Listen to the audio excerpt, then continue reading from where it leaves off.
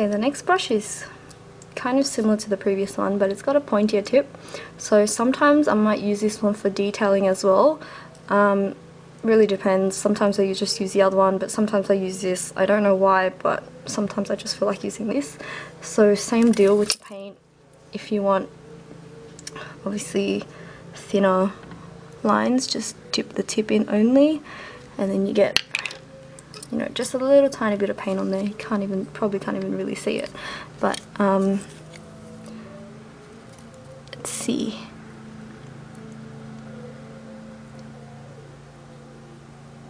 So you can get pretty thin lines with this one as well. The thing is with these brushes, because it's kind of pointy at the tip and then at the end it gets thicker, so if you apply pressure on it, your strokes will gradually get thicker. So if you want to create anything straight, I wouldn't recommend using this one, maybe the previous one, but keep in mind that this one will kind of cause your strokes to get bigger. Let me see if I can show you an example. Okay, so I've got some paint on there.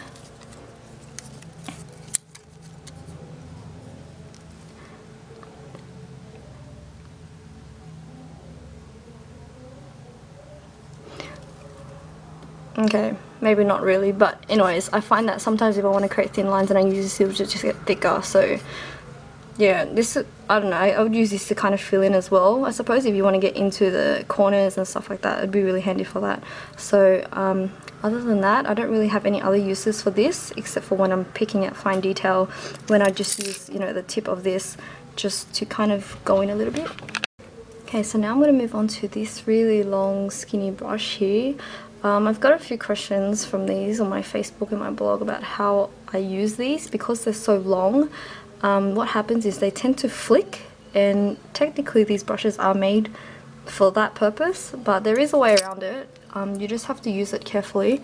So I'm just going to show you how it works when you kind of draw on the nail and it flicks all over the place. So I'm just going to add some paint on it. Okay, so with a nail, it has a natural curve or something like that.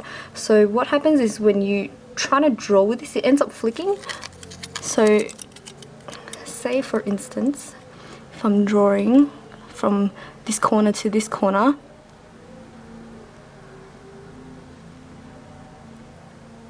and sometimes you get it doing that, it flicks. The problem with that is because these are mainly created, you know, like with your striper brush or anything like that, they're long so that you can create a flick with it. These are perfect for those kind of really long wispy kind of designs, like, I don't know, maybe something like this.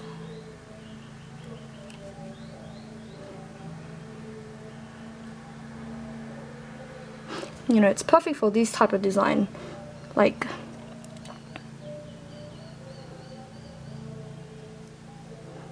because it flicks, it gives you the nice kind of thin line.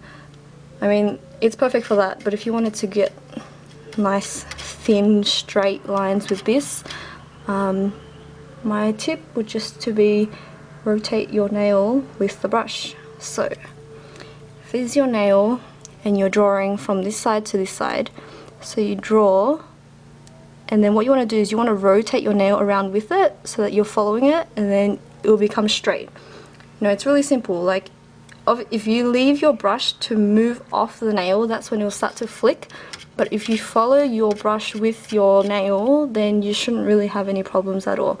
So that's how usually I use the brush if I want to use this for nice thin detail, like across the nail. It works best like that. So I'm just going to show you again, just above that line.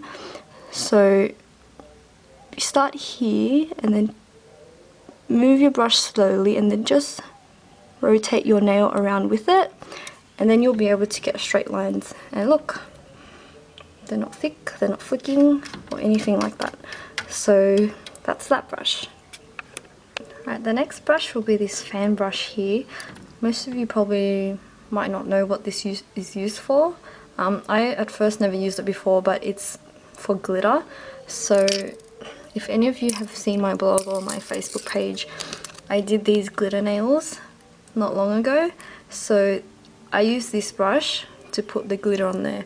So I don't know what else you can use this for. Maybe you can use it to create texture, you know, just kind of dip paint along here and just kind of brush it back and forth on your nail. But that's not what I use it for. I mean, you can if you want, but it's really up to you.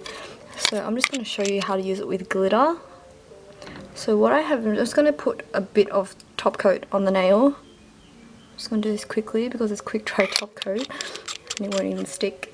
But so here's my pile of glitter. You can see it here. I'm not even going to bother focusing because it takes too long, but what you want to do is just scoop some glitter up. You can see here like that. And then what you want to do is just dust it over. So pour it over your nail.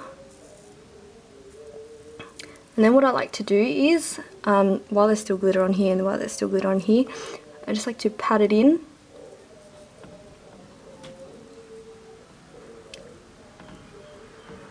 And then when I think it's covered well, I'll just shake it off, just dust the excess off, kind of tap my brush for excess glitter.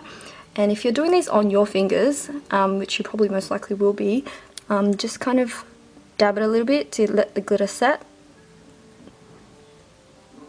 And when that's done, you'll probably have excess around your cuticles and stuff like that. This brush is perfect for that. Just lightly dust it off. If you have your cuticle, you can just go like this around your cuticles. And, you know, that's it. That's all you have to do is create like glitter nails.